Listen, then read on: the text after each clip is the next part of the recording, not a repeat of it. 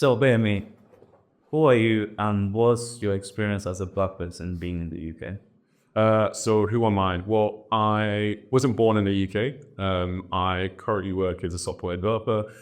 Studied in England, but yeah, it's definitely been an interesting journey as a Nigerian living and growing up in the UK. Okay, good. I would say where were you born? I was born in Nigeria. Which part of Nigeria? So I was born in Lagos, so I'm a Lagos boy. Lingo day. All right, Novella. How about yourself? Well, my name is Novella. I was born and raised in Italy for 18 years. And I came to the UK 10 years ago and I pursued my bachelor's degree and I'm currently doing my master's. My experience is completely different from what I experienced in Italy. As you know, guys, Italy is very racist. The UK is slightly better, but there's slight of discriminations happening in the background that you're not aware of until it has happened. But so far it's been great because I've been given opportunities where anywhere else I would have gotten. So that's great. That's really good. How about yourself? Yeah, so I'd say obviously I'm a young black woman who's still evolving, still growing. So I'm learning myself through obviously the work that I'm doing. And obviously growing up, I came from Nigeria when I was about 5-6 years old. Obviously went to a white high school here and then also went to a black college. So I felt like I was getting to know myself, through these different situations. Yeah. What you said? Yeah. I'm Chinedu. I came here when I was 17, and it was probably the most scariest thing I've ever done. Because when I first came here, it was more like I had my uncle here. Yeah, where I attended, and that was the first time I've ever flown like outside Nigeria, and a person just coming from 17 years over here. It's been a really good experience. When I go into uni, I realized that I'm really different from other people, especially the white folk. Yeah. Everyone knew that, yes, this person's from Nigeria. And it's been good so far. I finished my degree in law, and now I'm currently working as a paralegal. I'll say my experience has been really good as a black person. However, there's still some bits of racism here and there, but I just laugh it off because what do you want to do? Okay, so that's an interesting one. So what would you say has been like, I guess we can all go around, right? What's been the most like prominent hurdle to integration for you, like when you came to England? I would say probably the English barrier. Okay, so like just communication in general. Yeah, because I thought like when I was coming from Nigeria, I thought like everyone spoke like English, but when I go here, some people speak English. They're strange sometimes. Like English breakfast and dinner. Yeah, that's what I was brought up in. Yeah, and then when I came over here, I realized it's English breakfast. Sorry, English tea or something like that. English tea something. And I'm like, that's so strange. And then like some of the interactions that you have with like some white people is like it's different, but sometimes you just learn to like integrate into it because if you want to get far in life, you have to understand the ways of like integrating and getting used to how the people of the land that you live, so that you can also prosper as they prosper. Yeah, I feel like go on. I feel like I can relate to that because obviously going to a white high school, I was literally the only black girl, apart from one other girl that was in like year 9 or something. So obviously like having to make friends with all white people that were around me. And like when they'd say certain things or like, the type of music they listen to, like indie music, I never used to listen to that. So I always felt like out of place. But it just made me become more confident in myself because obviously I know like how I was brought up and I always maintained that even though sometimes it'd be hard, getting the school bus and like they're throwing stuff and I'm just like, oh my God, like these people are crazy. I was bars. So yeah, I feel like every day is like a battle, but as long as you just like stand firm in what you are, what you know how you're brought up, how you want to carry yourself, especially as a black person, you have to be a little bit more careful that they're a bit more serious. Yeah. And just to piggyback on that, I think one of the things that we probably don't really understand at first, I personally didn't like to speak for myself, is that learning English in one sense, like you said, is one type of English, right? In England, similar to Nigeria, like any other place, is a class system, and within each class, and not just subclass, obviously locations, and there's colloquialism. There's different ways that people communicate. And if you go to that area, so let's say you go further north, is a less upper class, so you have more working class. The way that we're taught this sentence structure is not even formal. It's not like written, right? And so you kind of have to understand that if you're going to integrate with that those type of people and you want to get on with them, you kind of need to be able to understand how do they talk, right? Yeah. And it's not necessarily how you talk at school or with your friends in other places, or just be like, okay, what do I substitute? And you kind of get more intelligent with your communication. But yeah, it's so tricky. I found it so hard as well. And I feel like it's one of the ways, right, that we integrate and we actually make relationships, being able to communicate effectively, right? So I think, yeah, it's definitely a big part that everyone needs, like, so education on, right, yeah, to help them make that integration easier. Yeah, Senora said, every day is a battle because as a Black person, white people are expected to behave a certain way, to be an extrovert, to be loud, to be the friendly person, to be like the clowns. Yeah, that's true. Yeah. And as somebody that is introverted and shy and likes to be by herself, it's like when you're quiet, they don't like it, So I have to always continuously like try to integrate myself with them, to try to relate to them, although I can't integrate myself with them because the sense of humor, I can't understand it. The English slangs that they use, I don't understand it. Like the way they socialize with themselves as well, I don't understand it. Like after work, oh, let's go for some drinks, or like let's go to the pub. I don't like drinking. So those kind of things like kind of set me back. And for me to try to integrate with them, I have to lose my morals in some way. Yeah, overall is. Okay, go on. How do you deal with that like, on a day-to-day basis? So let's say when you're going to work and they say, oh, let's go out for something. What do you do in that situation? Initially, I agreed to go out with them just to try to understand them, try to socialize with them. But then after going out with them a couple of times, I'll just start saying, no, I can't. I have other plans. I've gone out with you guys twice already. I have my own life. You like it, you don't like it, that's fine. So I've got a question on that, though. So when you say like you're trying to have this kind of relationship, whatever, you're trying to find similarities, is there a part of you that feels like you genuinely don't share anything in common with them, or do you feel like it just isn't something that you would ever want to do? I feel like culturally, because let's say they're having a drinks or they're discussing about, I don't know, some TV shows. Oh, what happened on Armadale or Coronation Street? I don't watch that. So I don't even know what they're talking about. Yeah. And so you have to have those type of relatability to be able to, try to socialize with them. Like, oh yeah, I'm watching this as well.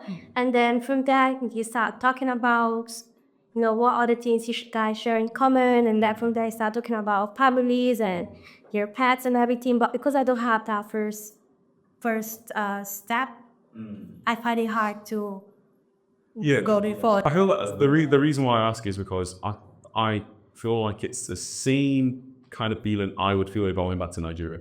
Yeah. Right? In the sense of like, so I've lived here now for so many years, all right, 20 odd. And I would, if I wanted to create friendship with someone and I went to Nigeria, I would want to find something that they find interesting. So it's almost like I'm going into their house, right? And if you go into someone's house, you want to essentially bring with you some kind of like gift or like something, right? You want to offer them something as to why they should keep that relationship. And I think it's part of like, do I then relate via music? And I'll say, oh, listen, I'll be listening to Ashake and I'll be listening to Burna Boy because I've got to appeal to that person. So I think it's, do you feel like there's like a blocker for us finding ways to appeal to our community? Yeah, finding that funnel ground. To be honest, I do not care about what they eat anybody else. I hate about myself. And if people are willing to meet in the middle, yeah, that's cool, but I'm not interested because, yeah, I need to integrate myself, work towards trying to see what their interests, but they also have to do the same for me as well. Yeah. And if I don't hear any effort from the other side, why should I? I mean, I would say it's from your point. like when you said you're going into like you're going back to Nigeria and understanding like, oh, if you want to look for similarities from sometimes the song, but the thing is when you come over here you don't know what similarities to look for, if you get what I mean. You got thoughtful. You see, Over time, yeah. So it's not something that you would hit the ground running with, right? It's I think over time you will find your own personality, and if you are open minded, I think you will find that you'll see TV shows or books or music that takes your fancy, and that's how you find your own crowd. So if you cast your mind back to being at secondary school, the main thing was people were drawn to things that they all had in common, right? If you played a certain sport. So I think the key part is being open-minded. And there needs to be open-mindedness on both sides, right? You get sometimes a racial barrier that we see from other races, like, the let's say the native race, right? Is that they don't know us and they don't know what to expect. And so they're not open-minded enough to actually accepting and wanting to inquire, right? So you find that is what you call racism. Someone that's not educated enough to actually understand what the other person brings. So one question I want to ask all of us as well is, have you ever experienced racism? Because obviously you said in Italy they were really racist, and here is just a little bit better. Yeah, so if you just expand on that a little bit as well. I think the racism in Italy, I feel like I prefer the racism in Italy because it's upfront. Yeah. There is sneakage. For example, you go to work, you're doing a good job, everybody's praising you for the job that you're doing, but yet then you're not getting promoted. And then you're wondering why. You go home and then you have people having expectations on you, you have a degree, you have everything, how come like you're not progressing like your other friends? And then that's when you start understanding, the systematic racism, and I think that's worse than the actual racism, because no matter what you do, You feel like it's you're stuck there, you're stagnant. right. Sorry, I feel like I'm talking too much, but I do want to touch on that. So this is something I actually looked at recently. So communication within a white culture is is passive, right? They have ways of telling you things without actually saying it to your face. Yeah. So as like a Nigerian, I know that if I want to tell you you're doing a bad job, I'll tell you you're doing a bad job. Or if I want to tell you to do something, I'll say do that, right? Because obviously I'll say it kindly. But with the British culture, they're passive. So what they'll say is an underhand. So instead of telling you like, can you like do that, they'll say, can you do that? Or like instead of saying like Suggest it. They'll suggest it. If they feel like you need to improve on something, they'll kind of like be around the bush because they don't want to hurt your feelings. They don't want to create this. You hear like awkwardness. I've never heard awkwardness more than from like an English white person. Yeah. Because they don't like struggles or situation where it doesn't feel fluent or like easy, right? So they want to keep you in a good place. And so sometimes you probably don't know exactly what they're saying to you unless they say it. And I feel as though like whenever they hear our fresh accents, they feel as though they look down on it in a certain way.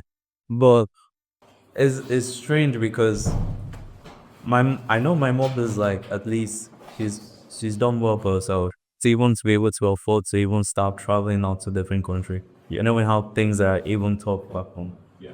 So and Italy has been a case study. A really bad case study. My mom has experienced it, my dad has experienced it. Anyone I talk to in Italy, they say this is a bad experience, which is weird. I think what would be nice would be if we could go away with a few solutions to help empower Novella. I think we've kind of talked on different points, how we've gone on our journey. And I think we've all kind of got different experiences and skills and maybe like coping skills and mechanisms that we can give. But do you have any ideas? I would say for me, when I was in the process of like being in uni and learning how to at least catch up with the education and the education system here, one thing I did was I didn't let it get me down. I kept speaking as much as I could. There was a time where I was saying like, the criminal teacher, I've forgotten his name. I think it's called Danny. He asked, so whose favorite artist oh, can someone tell me who their favorite artist is? And they're like, Lil Wayne. And I was like, I don't know how I said it back then to make it feel like I wasn't talking about Lil Wayne at the time. It's just strange. But since then, I kept looking on YouTube. How do they pronounce the English? How do I like start speaking more like them? Yeah. And then butter, so on and so forth. And just some slight things that I started like picking up, and I started going for extra classes. I think it's called ASH, where you go for extra classes, learn how to like write essays, coursework, and that was the way I was able to overcome that barrier. As much as I was hearing people talk, the more I keep hearing people talk, the more it just helps me to like pick up on your accent and sound better. Yeah.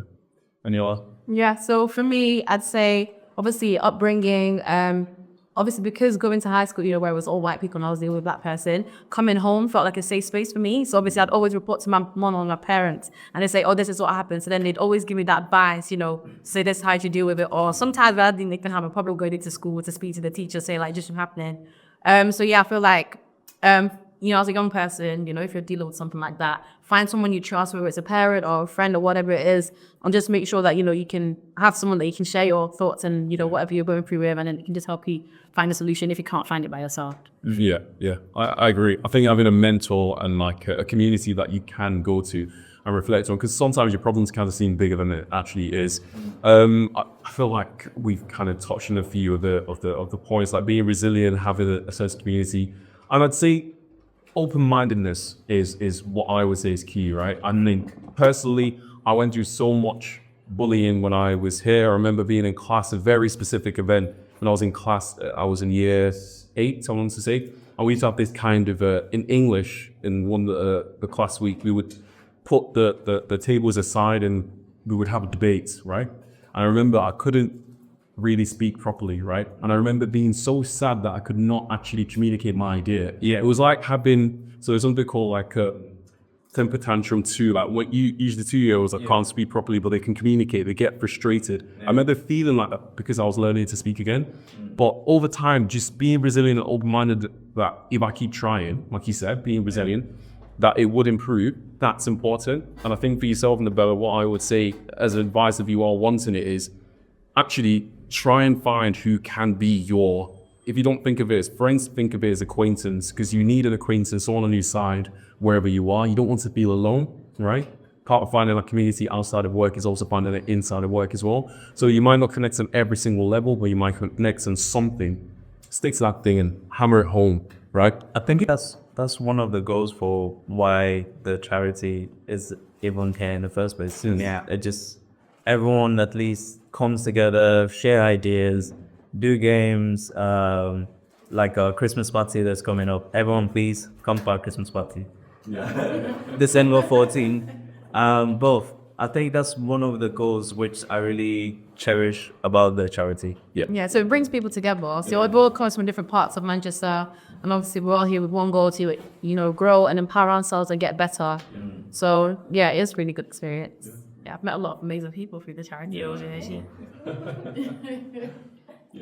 But yeah, thank you everyone for tuning in to our podcast. So tune in next time for our topic. We don't know what that will be yet, but yeah, just keep an eye out for any new announcements and notifications. Thanks, guys. Alright guys, please like, share and subscribe to our channel.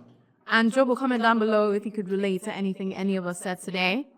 And if you have any topic that you would like us to discuss, please drop your comments as well. And thank you for watching.